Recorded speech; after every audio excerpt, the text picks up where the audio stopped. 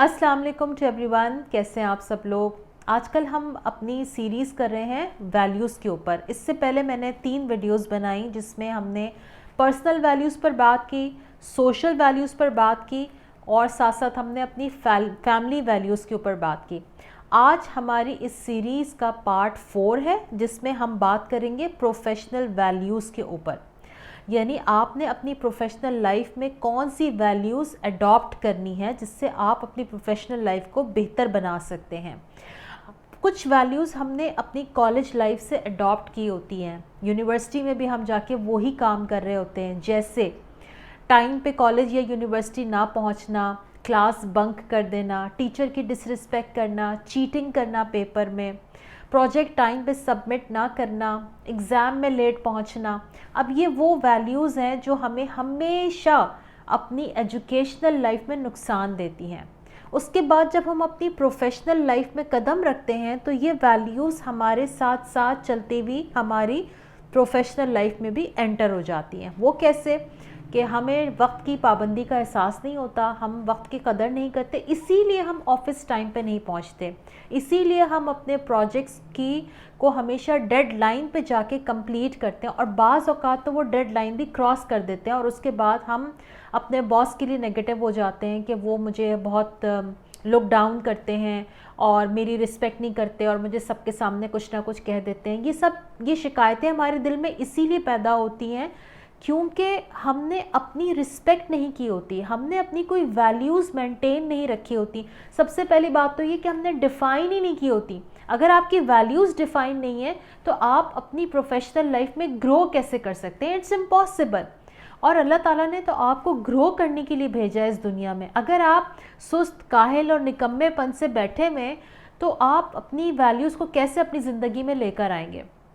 तो आपने अब सबसे पहले यहाँ पर क्या करना है कि कमेंट बॉक्स में लिखकर बताना है कि आपकी कॉलेज लाइफ में और आपकी प्रोफेशनल लाइफ में वो कौन सी 3 वैल्यूज़ थी जिसके ऊपर आप कायम हैं और जिसको आप बड़े मान से करते हैं।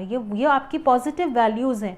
वो 3 वैल्यूज़ आपने कमेंट बॉक्स में मुझे लिखकर बतानी है। अब हम आते हैं इस चीज़ की तरफ कि हमने अपनी प्रोफेशनल लाइफ में क्या वैल्यू ऐड करनी है। आपने हर काम को एहसान के दर्जे पे करना है। एहसान के दर्जे से मतलब है उसको बेहतरीन तरीके से करना है। अब कैसे करेंगे? एहसान का मतलब होता है किसी को उसके हक से बढ़कर देना। यानी एक होता है काम को कर लेना और एक होता है काम को बेहतरीन तरीके से खूबसूरत बनाकर खूबसूरत तरीके से करना, उसको कंप्लीशन के दर्जे से कहीं ज़्यादा आगे जाके लेकर करना। अब इसका ये मतलब नहीं है कि हम अपनी सेहत की कॉस्ट पे ये काम करें, लेकिन अगर आपकी ज़िंदगी में टाइम मैनेजमेंट है, आपकी ज़िंदगी में पर्सनल रूटीन की मैनेजमेंट है, तो यकीन जाने कि आपको अपनी प्रोफेशनल लाइफ में काम को एहसन तरीके से, एहसान के दर्जे पे करने पे कभी भी दुश्वारी नहीं आएगी।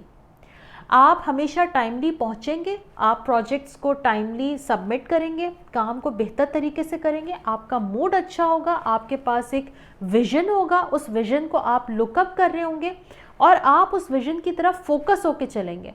जब तक आपने विज़न नहीं बनाया हुआ अपनी प्रोफेशनल लाइफ का, तब तक आप आगे नहीं बढ़ सकेंगे।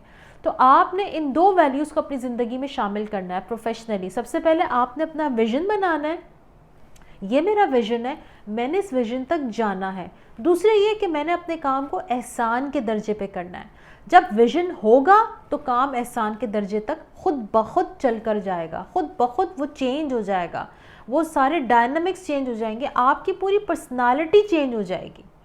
तो इस चीज़ के बारे में सोचिए और इसको अडॉप्ट कीजिए। आज ही अपनी डायरी निकालिए और अपने कुछ विज़न, अपने कुछ गोल्स लिखिए, क्योंकि अगर आपके पास गोल्स नहीं लिखे हुए तो आप ज़िंदगी में और अपनी प्रोफेशनल लाइफ में एक्सेल नहीं कर पाएंगे और ज़िंदगी इसी तरह निकम्मेपन से, सुस्ती से, काहिली से गुज़रती रहेगी जैसा कि आज तक गुज़रती आ रही है।